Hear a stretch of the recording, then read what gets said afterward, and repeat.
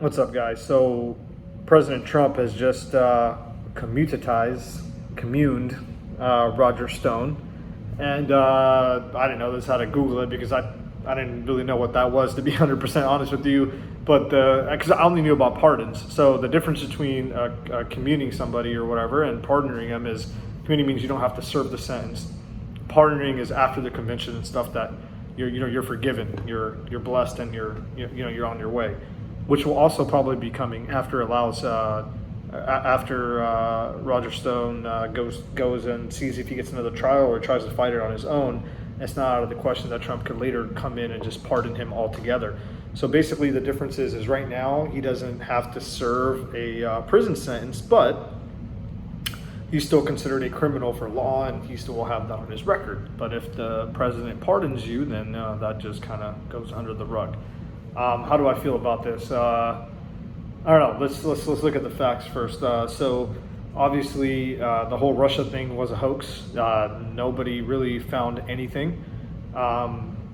Then they've been after Trump since day one, which is like kind of crazy because I've never seen another president get tried this hard and this swiftly. Even though I thought, I was a kid, but I'm looking back on politics now. I even thought like the whole when Bush got elected and those votes in Florida and his brother being the governor was still kind of fishy, and they didn't never really went after him that hard. And they really do not like Trump, and it makes me like him even more in a sense because I don't want someone who's an insider. I feel like he's going against the whole agenda, and he's going to be a free thinker, and that's kind of why that's why I voted for him for sure. And for the Rodger Stone thing though, I'm trying to think through this because I'm trying to do this live without really, I'm just trying to give you my reaction to it. Look, did he lie? Yeah, he did. Should he go to jail for lying? Yeah, he absolutely should. There's no question. The law is the law. But at the same time, if you're going to stand there and say the law is the law and that no one's above the law, they say that no one's above the law. Well, and I hate to say, well, what about, but what about Clinton? All those emails and stuff destroyed and nothing's happening. What about Obama for spying on the Trump administration, party when it was coming through in the elections? Like that's still going through top, but is he going to serve time? No. Is anybody ever going to be held accountable? These politicians? I mean, I can guarantee your ass, me and you would be. Guarantee it.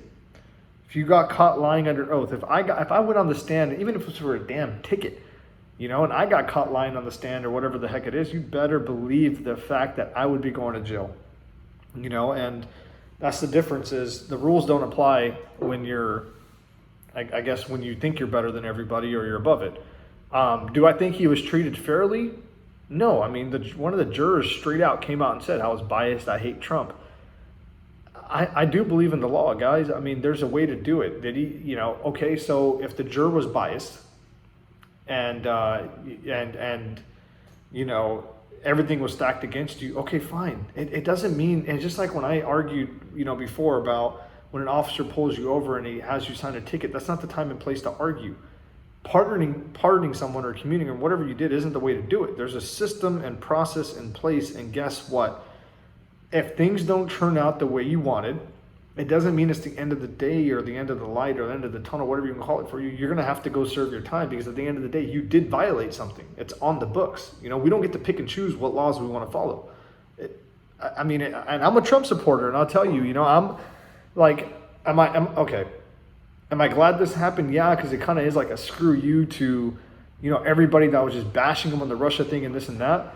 But then as an American, forget the left and the right. I'm a pretty moderate person. I really am. I am pretty moderate when it comes to a lot of, broad issues. What's right is right, and there's things that are morally right, but they're not right by the book. And we can't pick and choose what's morally right because it's very dangerous. Because then if you ask someone, hey, why did you rob that convenience store? I got a kid at home that needs to get fed, and I have no other way to feed it, so I had to rob the convenience store. Is that morally correct? Yeah, I mean, dude, you got to do what you got to do to feed your family. But is that legally correct? Is that how this society is based? No. No, it's not. And as much as my heart would go out for that guy or that girl or whoever did it, whoever robbed them, and they did it with good intentions, it wasn't morally correct. I mean, I'm sorry, it wasn't legally correct. It might have been morally correct. So is Rodger Stone, morally correct in the sense of like he was trying to defend Trump and trying to defend his stance? Yeah, but did he lie to Congress? Did he try to cover up and protect them? Yeah, he did. It's really black and white. I don't think that Trump should have did this. I think it takes away. Here goes another political cycle, and the thing that I am so and I've been like this now, guys, for the last like 6 years, even before towards the end, the last 2 years of Obama cycle. It's like, here's the thing that matters between me and you. We need to focus on making mine and your life better. I could give a crap less if the president of the United States is transsexual or is gay or is a male, is a female, it's Chinese, it's black, it's white, it's a woman.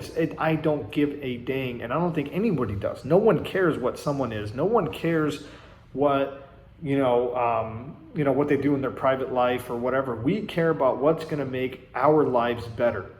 What's going to make your life better for your family? What's going to make my life better for my family?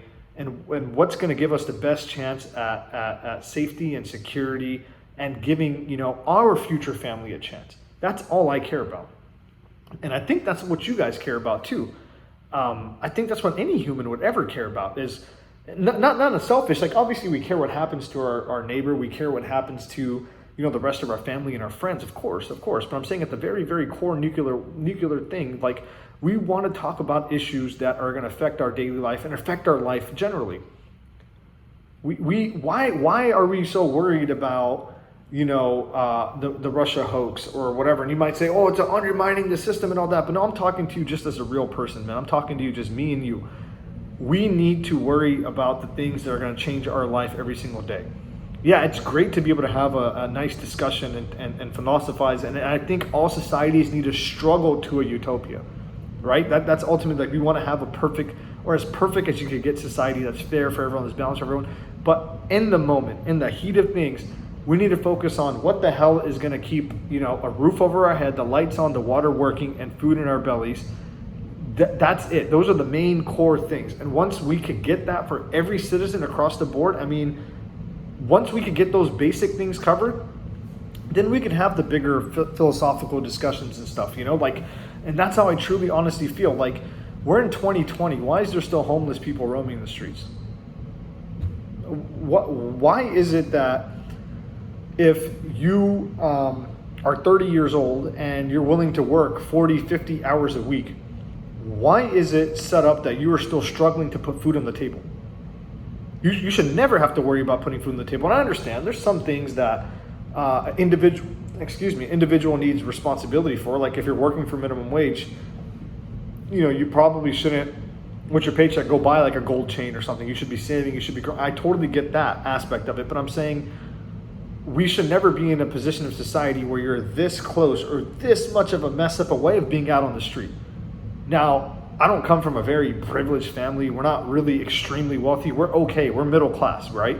I don't have to worry about if I'm going to be able to make rent. I don't have to worry about if my lights are going to be on. Those necessities are gone for me because of the hard work that my parents put in and because of the work I've put in. And I'm okay in life in that sense, but I'm still 2-3 steps away from being homeless. Things could go really, maybe, a few earthquakes happen or rentals are gone or business gets destroyed and, I'm in the streets like everybody else kind of thing. I'm thinking like crazy, apocalypse kind of scenario, but none of us are really safe from ever being out on the street, and we can't view the self like I'm okay, then I don't have to worry about the next guy. No, that's the wrong mentality.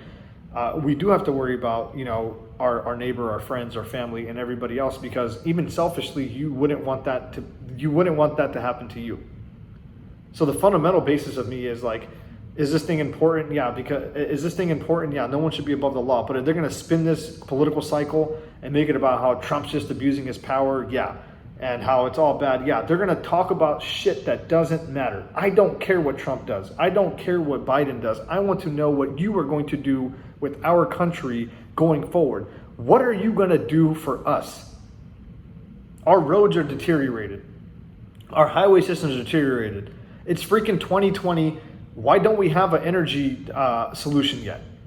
Why are we relying on freaking Tesla and Elon Musk to solve our energy problems? Well, you know what I mean? Like, what are you guys going to do about our pensions, our Social Security, our Medicare, our Medicaid, the things that actually freaking matter? Things that are going to matter for me and you and our moms and our dads and our grandmas and our grandpas and our aunts and our uncles and our nieces and nephews. What are you going to do for us? You know, I don't care. I don't think anybody watching this is going to care if Trump gets fired or not. If Trump can make your life better and your family's life better and you guys are living a more fulfilled life, who cares? If it's Biden that could do that for us, then let's get Biden in. If it's a freaking anybody, I don't care who it is. My thing is, my frustration is these media cycles and all this. They need to make money, so they want you to get you to watch. They want to get you angry. They want to get you all passionate and riled up about things, but they don't ever want you to talk about things that are going to help your family. They don't ever want to talk about things that are going to make your life better. Because the more they keep me and you distracted by talking about Rodger Stone or talking about Russia or talking about the emails or talking about Benghazi, the less they're going to have to focus on the fact that the middle class is deteriorating in this country.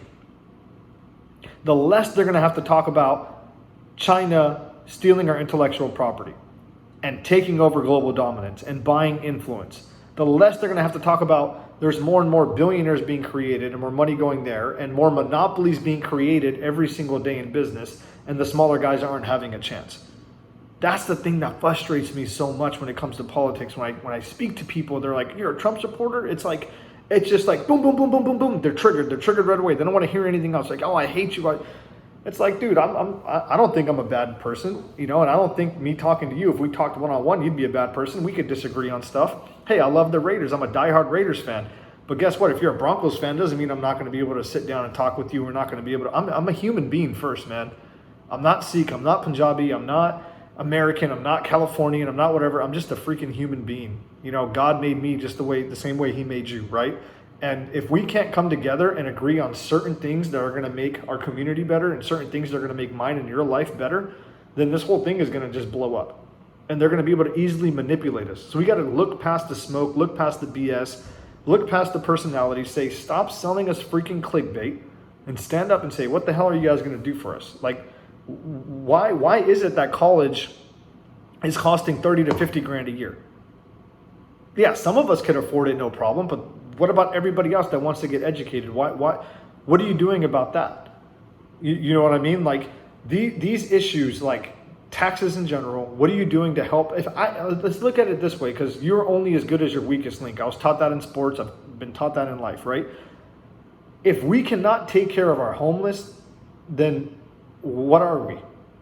Right? Like basically, if we don't have a program in place, because me and you can be homeless at any time. So if we don't have steps and programs that are readily available, like if me and you both, imagine if your bank account went to zero and you got kicked out today, where do you go? And you have no friends or family that will help you.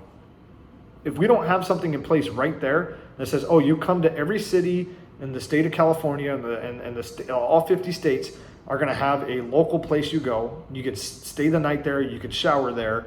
They could give you like generic clothes, and then they're going to help you build a resume, get back on your feet, get back to work. If we can't get stuff like that going, who the fuck gives a shit about Rodger Stone? Who cares about emails? Who cares about any of this BS? If you can't even help the lowest person in your society, and all you want to do is shove, don't worry about the shit that matters, just shove all this, all this other stuff in our face.